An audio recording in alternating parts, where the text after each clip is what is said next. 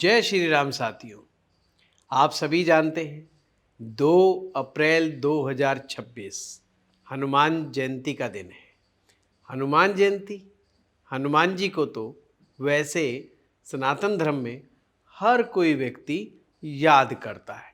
खास करके सनातनी हिंदू हनुमान जी की पाठ पूजा बड़े हृदय भाव से करते हैं।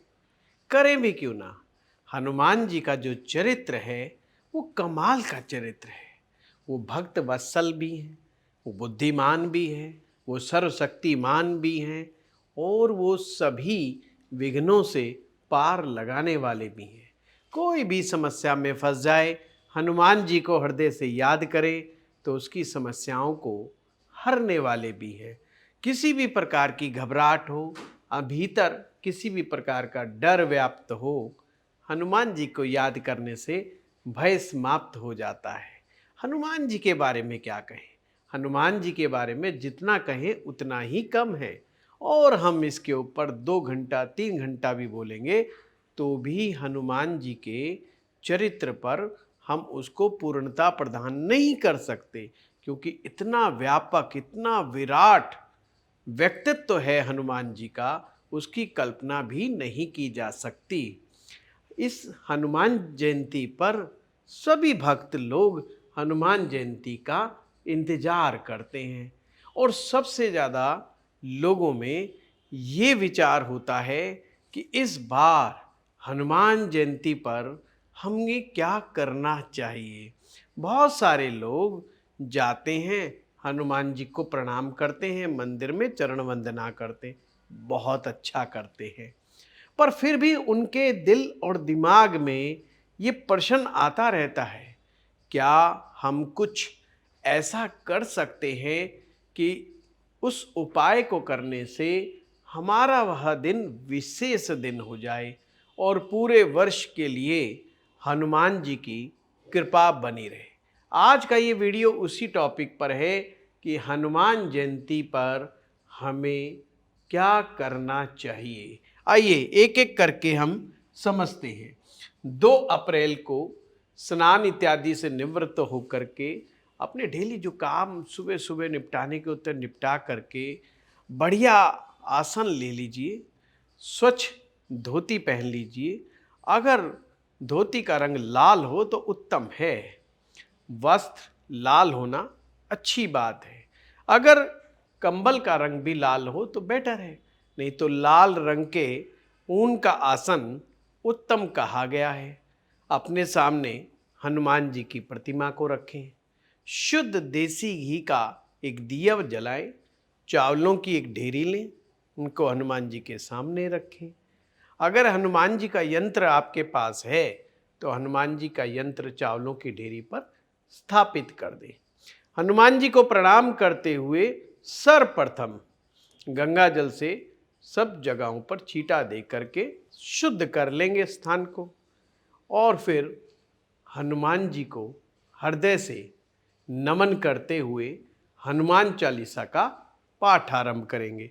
आपके पास कई तरीके हैं कि उस दिन आप क्या कर सकते हो। सबसे बढ़िया तरीका तो सर्वसाधारण के लिए होता है हनुमान चालीसा का पाठ। आप हनुमान चालीसा का पाठ 7 की संख्या में, 11, 21, 51 या 108 की संख्या में भी हनुमान चालीसा का पाठ कर सकते हैं। अगर आप कहते हैं कि मुझे 108 पाठ करने हैं, परंतु आपको लगता है कि यार ये अकेला तो मैं नहीं कर पाऊंगा, क्योंकि एक साथ बैठ करके करना बड़ा मुश्किल हो जाता है, बड़ा कठिन हो जाता है, तो ऐसे में पूरा परिवार मिल करके भी 108 पाठ हनुमान चालीसा के संकल्प को पूरा कर सकता है। उस दिन उपवास रखें, फलाहार पे रहें तो ज़्यादा उत्तम रहेगा। और आप ऐसे भी कर सकते हैं, अगर आप अकेले हैं फिर भी आप 108 हनुमान चालीसा का संकल्प करना पूरा करना चाहते हैं, तो जैसे आप 1 घंटे बैठे, 1 घंटे के बाद उठ जाएं और उठ करके थोड़ा घूम फिर लें, हल्का फुल्का फलाहार कर लें और फिर आधे घंटे के बाद फिर बैठ जाएं। ऐसे गैप दे दे करके, समय के बीच में ले ले करके आप ऐसे पूरे दिन में 108 पाठ कर सकते हैं। परंतु उसके लिए हो सकता है आपको ऑफिस से छुट्टी लेनी पड़े, ये भी थोड़ा ध्यान रखना पड़ेगा। अन्य कामों को छोड़ना पड़ सकता है, वो आपकी इच्छा है। पर ऐसा करने से आपका बल, आपका तेज, विशेष रूप से आप उसमें अनुभव करेंगे कि कुछ ना कुछ ऐसी ऊर्जा जो सकारात्मक ऊर्जा है उसका अनुभव आप जरूर करेंगे। दूसरा तरीका होता है अखंड रामायण का पाठ।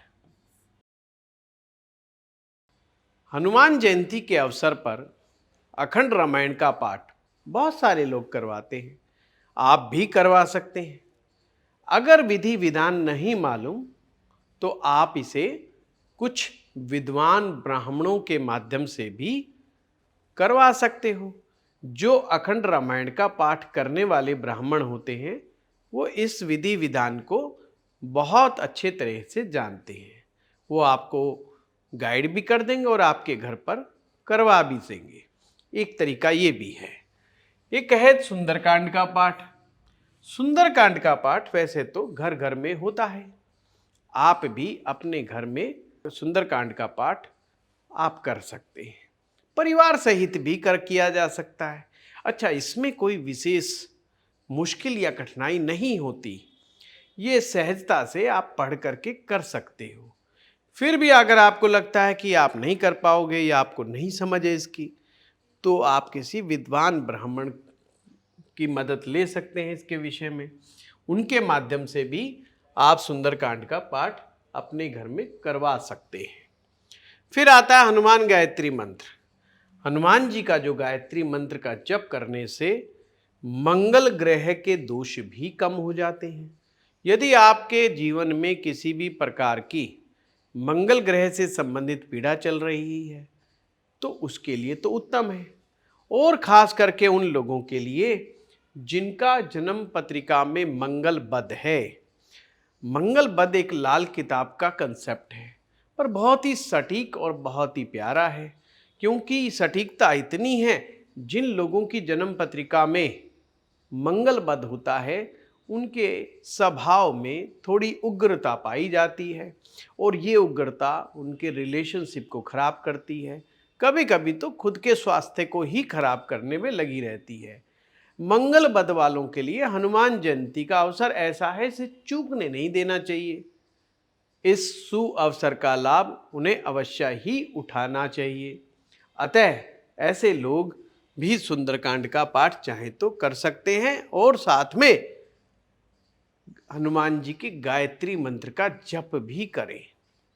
ये ध्यान, गायत्री किसी भी देवी देवता का हो, जब आप देवता की गायत्री का जप करते हैं तो गुस्से संबंधित यानी कि देवता से संबंधित ग्रह दोष भी कम होने लग जाते हैं।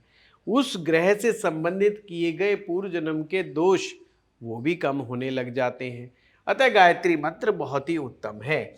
ओम आंजनाय विद्महे वायुपुत्राय धीमहि तन्नो हनुमत प्रचोदयात्। अब हम चलते हैं एक मंत्र प्यारे हनुमान जी के मंत्र।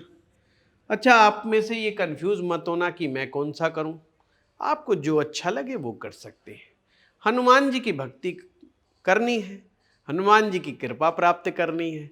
हनुमान जी हमारे को बहुत अच्छे से जानते हैं, हमें अपनी भावनाओं को व्यक्त करना है और यथासंभव यथाशक्ति आपको प्रयास करना है। ये दिन साधना का दिन है, इस दिन साधनात्मक तरीके से आप रहें और हनुमान जी को नमन करें। हनुमान जी का मंत्र भी आप कर सकते हो, मंत्र बड़ा प्यारा है। ओम नमो हनुमते रुद्रात अवताराय सर्वशत्रु संहारणाय सर्व रोग हराय सर्वशीकरणाय रामदूताय स्वाहा। ये आप हवन के साथ भी कर सकते हैं। ये मंत्र बड़ा प्यारा है। एक मंत्र और भी है जो अक्सर मैं लोगों को बताता हूँ, खास करके वो लोग जो अपने अंदर ऊर्जा की कमी को महसूस करते हैं, बहुत हताश निराश रहते हैं और बहुत डरे डरे से रहते हैं, और उनको लगता है कि हम कुछ कर नहीं पा सकते, हम में कॉन्फिडेंस की कमी है, हम लोगों से बात करने में हेजिटेट करते हैं, तो उनके लिए एक बहुत ही ऊर्जामय मंत्र है, हम हनुमते रुद्रात्मकाय हुम फट। हम हनुमते रुद्रात्मकाय हुम फट। इस मंत्र का भी 10 मिनट से ज़्यादा जप नहीं करना। ये मंत्र बहुत शक्तिशाली है। ज़्यादा अगर इसको करोगे तो उसके साइड इफ़ेक्ट्स भी हो सकते हैं। तो कृपया करके इस मंत्र को बस 10 मिनट से ज़्यादा ना करें। हनुमान जयंती की अग्रिम बधाई आपको, विशेष शुभकामनाएं। हनुमान जी आपके सारे कार्य पूर्ण करें, ऐसी हम कामना करते हैं। ये वीडियो आपको कैसा लगा कमेंट बॉक्स में लिख करके बताएं। आपका बहुत बहुत धन्यवाद।